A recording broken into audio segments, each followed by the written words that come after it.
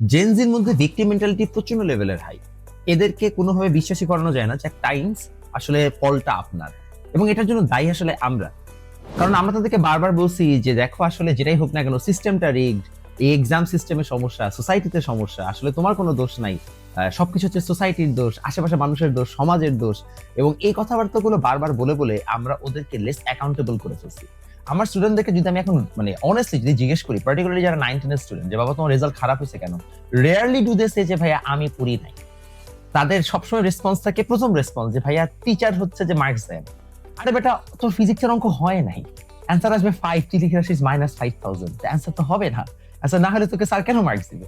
So মানে তাদের মধ্যে কোনো ধরনের অ্যাকাউন্টেবিলিটি নাই। তাকে তুমি জিজ্ঞেস করো যে আচ্ছা তুমি পড়ো নাই কেন পড়ো নাই, সে নানান এক্সকিউজ দিবে যে হচ্ছে যে এটা সমস্যা ওইটা সমস্যা।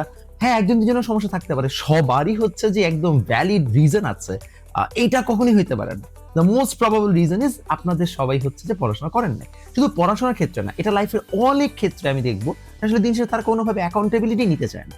এবং এই জিনিসটা আরো বেশি বেশি বাড়তেছে বিকজ আমরা বারবার তাদেরকে হচ্ছে কনসোল করতে যেয়ে হার্শ ট্রুথটা বলা বন্ধ করে দিছি। যেমন মনে করেন প্রতিবার হচ্ছে একটা বোর্ড রেজাল্ট দিলে আমরা কি বলবো, single piece of paper doesn't define your future. হ্যাঁ, but it's also true that এটা প্রবাবলি 10% কেসে সত্য, বাকি 90% কেসে it does decide your future.